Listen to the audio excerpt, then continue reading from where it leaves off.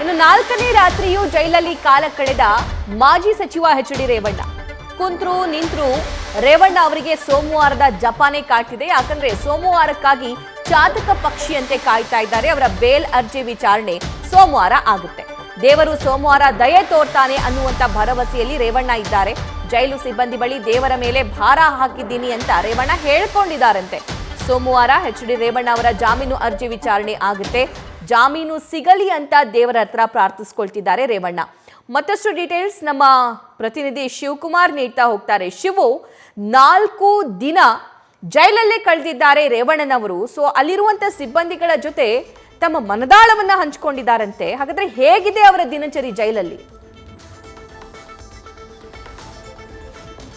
ಸಭಾ KR ನಗರ kidnap ಪ್ರಕರಣಕ್ಕೆ ಸಂಬಂಧಪಟ್ಟಂತೆ ಎಚ್.ಡಿ. ರೇವಣ್ಣ SIT ಅಧಿಕಾರಿಗಳಿಂದ ಬಂಧನವಾಗಿ ಸುಮಾರು 8 ದಿನ ಆಗುತ್ತೆ. ಆದರೆ ಅವರು ಜೈಲಿಗೆ ಹೋಗಿ ನ್ಯಾಯಾಂಗ ಬಂಧನಕ್ಕೆ ಒಳಗಾಗಿ 4 ದಿನಗಳ ಕಾಲ ಬೆಂಗಳೂರಿನ ಪರಪ್ಪನ ಅಗ್ರಹಾರ ಜೈಲಿನಲ್ಲಿ ಕಳೆದಿದ್ದಾರೆ. ರೇವಣ್ಣ ಸಾಮಾನ್ಯವಾಗಿ ಕಳೆದ 3 ದಿನಗಳಿಂದಲೂ ಕೂಡ ಜೈಲು ಸಿಬ್ಬಂದಿ ಜೊತೆ ಆತ ಮಾತಾಡಿನೇ ಇಲ್ಲ. ಜೊತೆಗೆ ಅವ್ರಿಗೆ ರಾತ್ರಿ ಹೊತ್ತು ಊಟ ಕೊಟ್ಟರು ಕೂಡ ತಡರಾತ್ರಿ 12:30 1 ಗಂಟೆಗೆ ತಡವಾಗಿ ಊಟವನ್ನು ಸೇವನೆಯನ್ನು ಮಾಡ್ತಿದ್ದಾರೆ. ಜೊತೆಗೆ ಜೈಲಿಗೆ ಹೋದಾಗಿಂದಲೂ ಕೂಡ ಕೆಲವೊಮ್ಮೆ ನನಗೆ ಹೊಟ್ಟೆ ನೋವು ಅನ್ನೋ ಮಾತನ್ನ ಹೇಳ್ತಾರೆ. ಆದರೆ ಬೆಳಿಗ್ಗೆ ಸಂಜೆ ವೈದ್ಯರು ಅವರನ್ನ ತಪಾಸಣೆ ಮಾಡುವಂಥ ಕೆಲಸವನ್ನು ಮಾಡ್ತಾರೆ.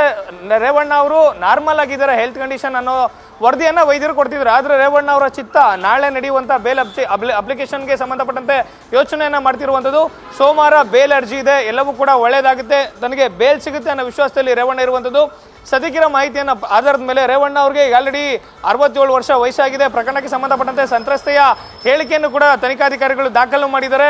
ರೇವಣ್ಣ ಅವ್ರಿಗೆ ಆರೋಗ್ಯದ ಸಮಸ್ಯೆ ಇದೆ. ಪ್ರಕರಣಕ್ಕೆ ಸಂಬಂಧಪಟ್ಟಂತೆ ಇನ್ನೊಬ್ಬ ಆರೋಪಿಯಾಗಿರುವಂಥ ಸತೀಶ್ ಬಾಬಣ್ಣ ಅರೆಸ್ಟ್ ಕೂಡ ಆಗಿದೆ.